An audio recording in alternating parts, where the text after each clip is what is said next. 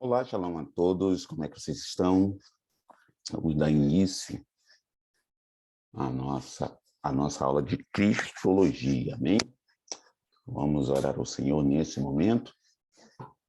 Pai, em nome do Senhor Jesus, nós queremos glorificar e exaltar o teu santo e poderoso nome, porque o Senhor é Deus. Então, em nome de Jesus, o Senhor venha tomar a frente e direção desta aula, para que teu nome venha ser amplamente glorificado, Senhor amado. Tudo que acontecer aqui será para a honra e glória do teu santo e poderoso nome. Oramos assim e agradecemos em nome de Jesus. Amém e amém. Aleluia.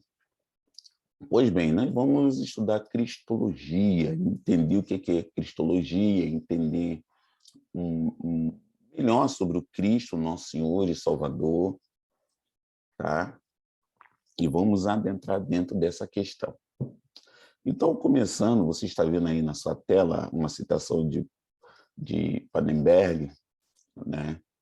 Ele diz o seguinte: o termo Cristologia está dado como a interpretação cristã primitiva da pessoa e da história de Jesus de Nazaré como o Messias de Deus.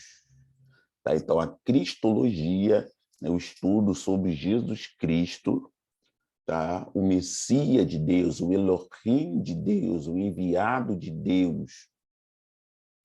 Por isso que em outras religiões, por exemplo, quando as pessoas fazem faculdades de religião de matriz africana, tem essa matéria, Cristologia. Quando você vai fazer alguma especialização em história com o contexto religioso, tem que estudar a Cristologia. Se você adentrar no campo da ciência das religiões, vai ter Cristologia. Por quê? Quando se trata do Deus que nós chamamos de Deus cristão, né? Isso são termos científicos, tá? O Deus cristão, o Deus de Abraão, Isaac e Jacó, o Deus que é Deus dos judeus, Deus do islamismo, o Deus do cristianismo, sempre vai falar da pessoa de nosso Senhor e Salvador Jesus Cristo. Tem em mente, você precisa ter em mente o seguinte, que no islamismo vai falar de Jesus Cristo. Se você estudar sobre a cultura grega, seja no escopo normal, no escopo religioso, vai ter um momento que vai falar do Cristo por causa da invasão grega, por causa da Decápolis, as 10 cidades que você já leu na Bíblia, são 10 cidades com o cunho mais grego lá na terra dos judeus. Se você for estudar sobre a história de Roma, do seu começo até os dias atuais, quando virou Itália, você vai estudar sobre Cristo, porque Roma dominou Jerusalém. Então, Cristo ele é conhecido praticamente em 100% das religiões vão falar de Jesus Cristo, né? Jesus Cristo, Yeshua, que é seu nome original, ele é amplamente conhecido e é conhecido como Filho de Deus, o Messias de Deus, o Elohim de Deus. Então, Cristo, ele é amplamente conhecido. Amém?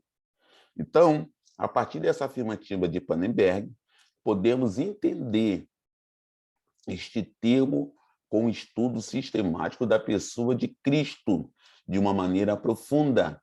Conhecer tais pontos são necessários para defender a fé cristã, trazendo luz a assuntos de tamanha profundidade. Por quê? Por que defender a fé cristã? Como eu falei, o nosso Senhor e Salvador Jesus Cristo, ele é amplamente conhecido, tá?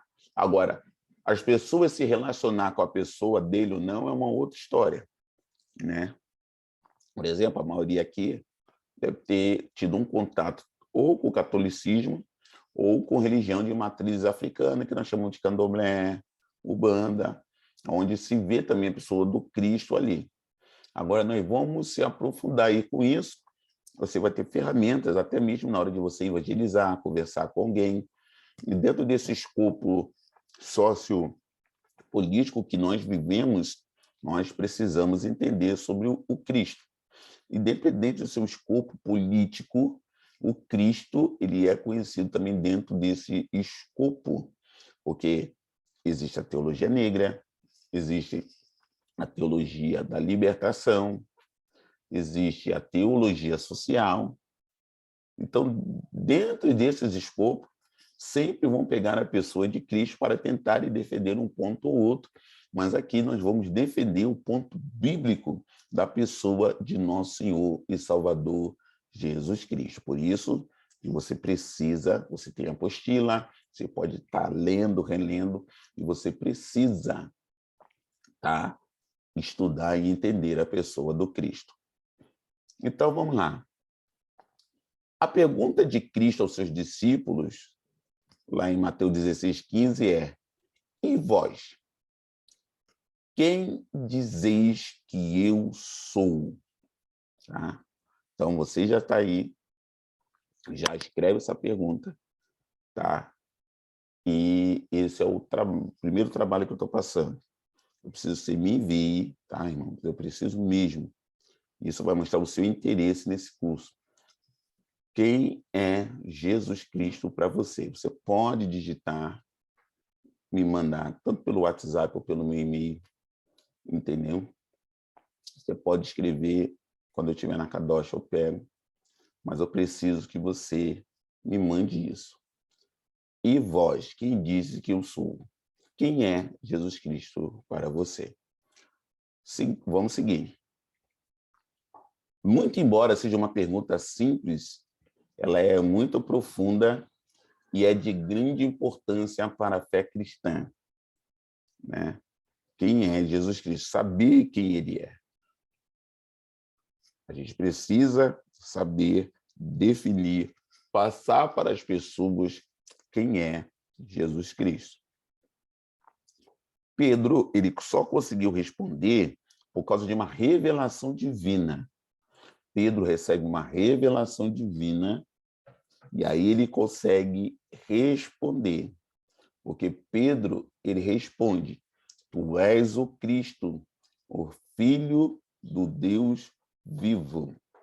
Até o 16:16. Olha aí que coisa linda. Então, ele vai receber uma revelação. Tanto que o Cristo responde a ele: bem-aventurado és, Simão Barjonas, porque não foi a carne e nem o sangue que te revelaram, mas meu Pai que está no céu. Então, Cristo estava andando no meio das pessoas, ele vinha sendo profetizado através dos milênios, né? Desde que vai surgir Adão, a Torá oral vai passando de um para outro, ele vem sendo pregado, estudado entre os judeus. Mas quando ele vem em carne, as pessoas começam a ter dificuldade, tá? As pessoas começam a ter dificuldade de discernir quem estava ali. Por quê? Porque antes de Cristo vir, 400 anos de silêncio, houve a invasão dos gregos, principalmente o que Antíoco Epifânio IV fez, parece muito com o que está escrito em Apocalipse. Então, a fé das pessoas, o contato com a escritura, que no caso, na época, era o que nós chamamos de Taná, ou parte do Velho Testamento existia já escrito, não tudo, que as pessoas tinham acesso, ou de ouvir falar, porque na época de Cristo existia um certo problema social. O que existia ali, havia um índice de analfabetismo grande, tá? Havia um nível de analfabetismo grande. Nem toda a população lia, mas existia algo muito interessante entre os judeus, que era o seguinte: a Torá oral. Tudo era passado oralmente, tá? E aí isso afastou as pessoas do discernimento de quem era Jesus Cristo. Então, quando há pouco estudo da palavra de Deus, as pessoas vão ter dificuldade de saber quem é Jesus Cristo, é o que estava vendo.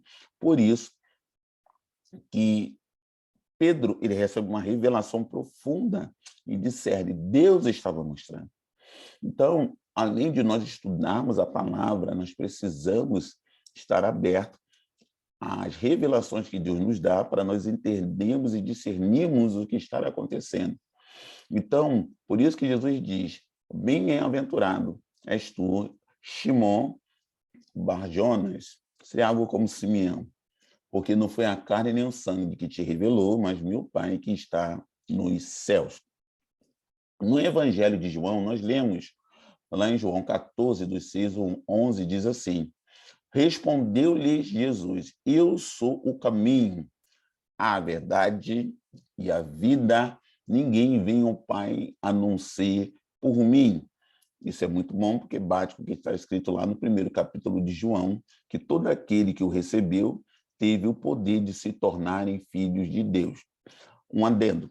Quando ali em João está escrito assim, ó, ele veio para os seus não receberam, a Igreja Católica ela passa o ensinamento que ali foi como se fosse somente judeus, e não é assim.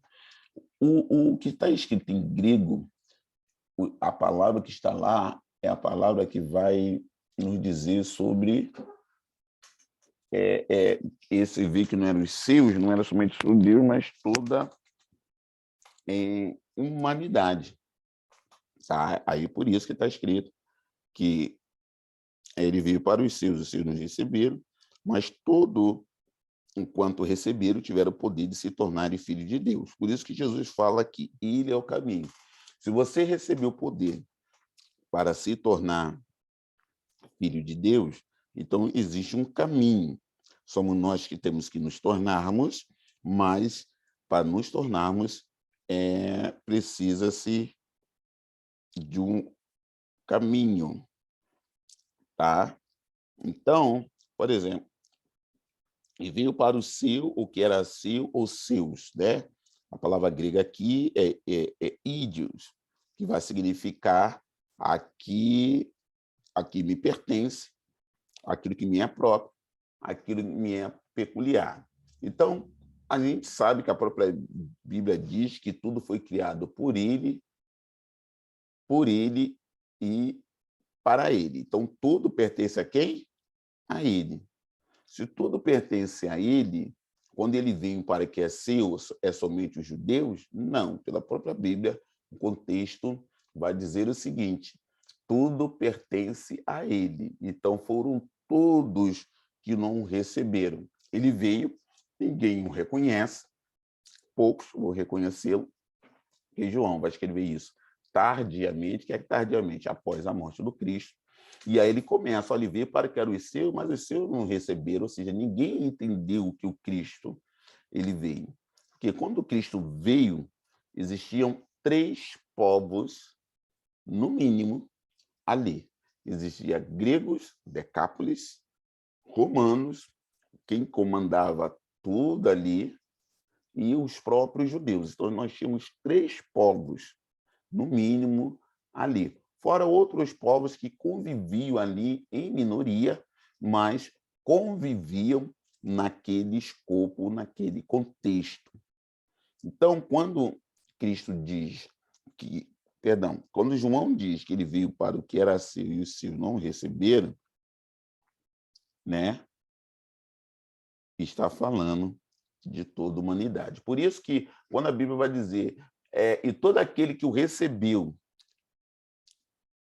o poder de se tornarem filhos de Deus, Jesus nos transforma, sim, mas é nossa responsabilidade caminharmos nesse caminho. Então, que caminho? Cristo. Por isso que ele fala assim, ninguém vai, ele fala, ninguém vem, ou seja, não é se distanciando dele, é se aproximando dele, correto? É se aproximando dele que se vai ao Pai. Continuando. Se vós me tivesse conhecido, conhecereis também a meu Pai, para conhecer o eterno Deus, o grande Deus, o Deus que é Pai de nosso Senhor e Salvador Jesus Cristo, esse Deus que também é o nosso Deus e o nosso Pai, só se conhece se aprofundando em Cristo, se aprofundando em Yeshua. tá? Era isso que ele também estava dizendo. E ele continua, ó, desde agora o conhecis e tendo visto. Por quê? Porque ele era a imagem, e é até hoje a imagem do Pai. A imagem é algo que representa. Jesus é o Elohim do Eterno, o representante do Eterno. A palavra Elohim vai significar deuses, vai significar juízes, vai significar representante, governo. Em algum contexto, vai significar uma classe de anjo, tá bom? Então, Jesus está falando isso. Quem o conhece, conhece o Pai. O texto continua. Replicou-lhe Felipe, Senhor, mostra-nos o Pai e isso nos basta. Ou seja, então quem estava caminhando com Jesus ainda não conseguia ter o discernimento de quem estava ali. Por quê? Porque eles estavam sendo treinados, estavam sendo ensinados, tá? Seguindo. Jesus responde, Felipe, há tanto tempo estou convosco e não me tens conhecido? Quem me vê a mim, vê o Pai. Como tu diste, mostra-nos o Pai. Então, às vezes, isso traz até algumas confusões. Por exemplo, não é difícil a sua mente entender a Trindade? Pô, se o Pai é maior do que o Filho, como que o Filho é o próprio Pai? E o Espírito, como é que fica isso? E tal. Ó, poxa, tem alguma coisa aí que está dificultando, porque Jesus ele é igual a Moisés. Se você ver lá em Êxodo 3, vai estar escrito assim, que Deus fala para Moisés, Arão vai ser o profeta e tu, Moisés, será Deus na terra. A palavra usada ali é Elohim, representante, você é a minha imagem, você carrega o meu nome, você carrega a minha presença. Tá? Por quê? Olha o que o texto diz. Filipe, há tanto tempo estou convosco, não me tem conhecido, quem vem a mim vê o Pai. Como disse, mostra-me o Pai. Jesus continua, não crês que eu estou no Pai e que o Pai está em mim?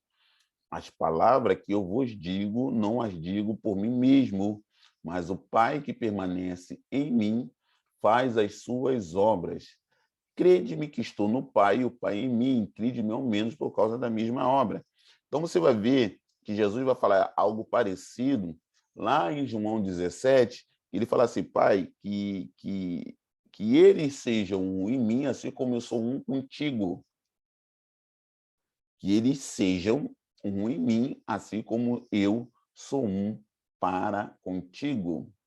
Então, ele está falando de imagem, de representação. A igreja, ela representa Cristo na terra, ela não é o Cristo. A igreja representa Yeshua na terra, mas a igreja não é Yeshua. Yeshua representa o Pai, ele não é o Pai. Por isso que ele diz, as palavras que eu vos digo, não digo por mim mesmo, mas o Pai que permanece em mim faz as suas obras. Autoridade, poder, unção, né? Crime que eu estou no Pai. O que é estar no Pai? Carregar o nome do Pai, a presença do Pai, carregar a glória que o Pai deu, assim como Cristo derramou a sua glória sobre a igreja. Estão conseguindo pegar e compreender? Qualquer dúvida, estamos aqui. Então, são essas nuances que a gente vai até estudar melhor mais à frente, a gente precisa entender o que Jesus está falando. Então, o estudo da pessoa e da obra de Yeshua, do Cristo, é fundamental por causa da relação vital que ela tem com o cristianismo. Jesus não fundou o cristianismo, mas o cristianismo ele existe por causa de Jesus. Pastor, o que é isso, pastor? Ele não fundou, não. Jesus era um homem judeu, Jesus viveu todas as práticas do judaísmo.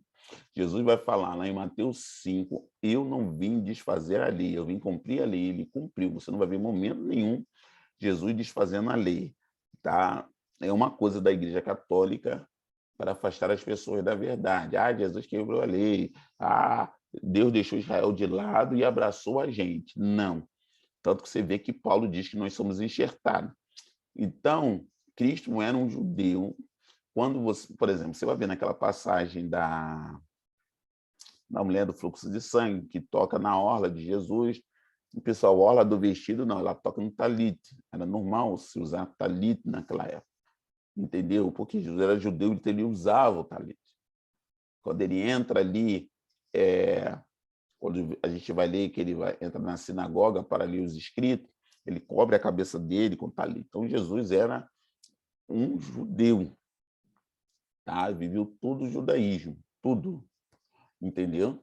Só que ele mostrou como se vive a Torá de verdade, não a tradição ou a ortodoxia que a gente vê que existe até hoje no judaísmo. O Senhor, ele viveu a verdade da Torá, entendeu? Por isso que ele nos trouxe a salvação. A nós, que somos chamados de gentios, nós temos uma diferença no caminhar dos judeus, tá? O judeu, ele vive tudo aquilo da lei porque ele nasce naquele contexto, vive dentro daquele contexto. Se você ler o livro de Atos, você vai ver Paulo fazendo sacrifícios, etc. e tal. A nós, a própria Bíblia, ali em Atos 25, você vai ver o que é para nós, os gentios, para andarmos, né, bem próximo da palavra.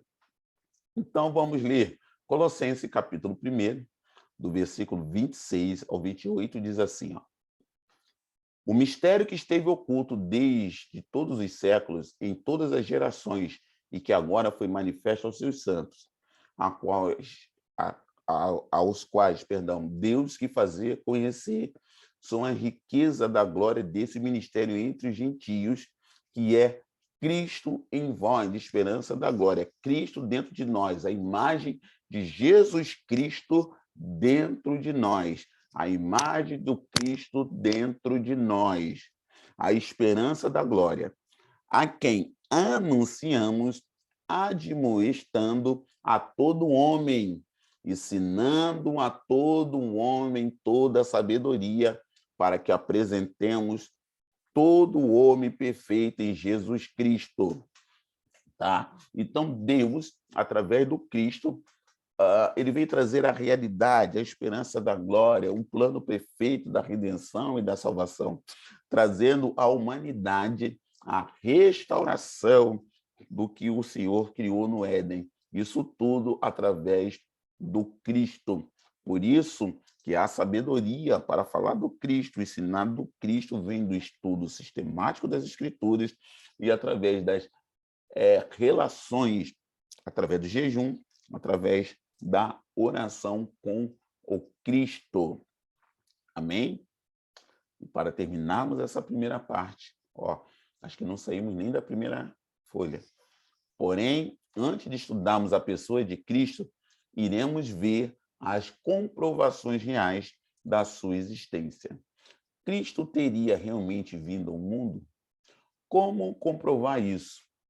As provas que temos que recorrer são as fontes extras bíblicas, conhecido como fonte histórica. Então, na próxima aula, que já está aqui no canal, você vai ver o Cristo histórico. Vamos entrar um pouquinho na questão do Cristo histórico. Shalom e até a próxima aula, em nome de Jesus.